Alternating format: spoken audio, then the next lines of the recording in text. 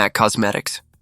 MAC's creamy lipstick is probably the most recognizable in the professional makeup market. The glossy black tube and the name in capital letters have been around since 1984, when the brand was founded by a makeup artist and a hairstylist in Toronto, Canada. Not in Paris, not in New York, not in Milan, in Toronto. The amplified Crème line has a formula built on castor oil, carnauba wax, and highly concentrated pigments. The carnauba wax comes exclusively from a palm tree native to northeastern Brazil. It's the same wax used to wax cars and give shine to chewing gum. What makes it ideal for lipstick is that it creates a surface barrier that glides on during application but resists water afterward. What set MAC apart from the start wasn't the formula. It was the distribution. The brand was created for professional film and theater makeup artists and only reached the general public years later. The Chili lipstick, a reddish-orange shade that has been around for over 2 decades, consistently appears in the brand's top sellers to this day.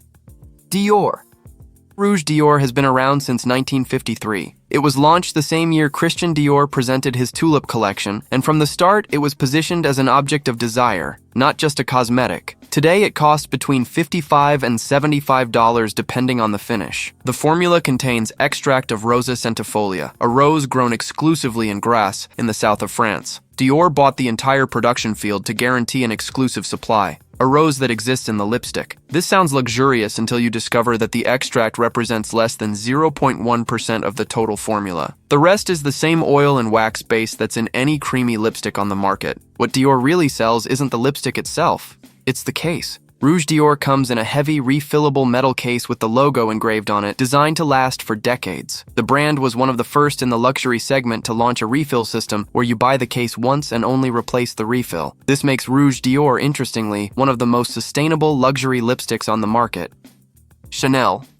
Rouge Allure is the oldest creamy lipstick among the 6. Chanel launched its first lipstick in 1924, when Coco Chanel decided that red lipstick should be accessible to ordinary women, not just actresses and prostitutes, who were the 2 groups that openly wore lip makeup in Europe at the time. This decision was deliberately provocative. Wearing red lipstick in the street in 1924 was a political act. Coco Chanel knew this and used it as a strategy before the concept of modern marketing existed. The lipstick didn't just sell color, it sold a statement. The current formula uses micro-encapsulated pigments, color particles coated in a membrane that breaks with the heat of the lips upon application. This ensures more even color distribution and less migration into the lines around the mouth. It's a chemical engineering solution to an aesthetic problem, incorporated by Chanel in its 2021 reformulation.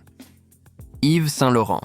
YSL's Rouge Pour Couture is probably the most photographed creamy lipstick in the world. Not for what it does on the lips, but for its gold case with the embossed YSL monogram, which has become an object of desire independent of the lipstick inside. In 2022, the brand reformulated the entire line. The new formula has a different texture, different pigmentation, and a different finish. Customers who had been using the same shade for 10 years discovered that the product they bought was no longer the product they knew. The brand did not communicate the reformulation clearly. It simply changed the formula while keeping the same name and shade number. This is a documented industry practice called silent reformulation. Brands reformulate to reduce ingredient costs, adapt to regulations, or follow trends, but rarely announce it. Consumers notice when the new product behaves differently and often blame their own skin, not the product. In the case of YSL 2022, the reaction in the makeup community was strong enough for the brand to partially acknowledge the change without reversing it.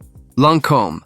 L'Absolu Rouge has existed in some versions since 1997, and it's the creamy lipstick most associated with a specific type of consumer, those who have been buying the same product for over 10 years and haven't switched. The formula uses vegetable oils suspended in a gel base, creating a texture that glides on like a gloss, but dries with a creamy finish. What makes Lancôme different from other brands here isn't the more sophisticated formula or the prettiest case, it's the consistency. The Lancôme Rose shade, number 274, was launched in 1999 and is still produced with the same number. This is rare in the cosmetics industry, where shades are regularly discontinued. There are people who have been using the same Lancôme shade number for 25 years and are still able to buy the same product. That's no small feat.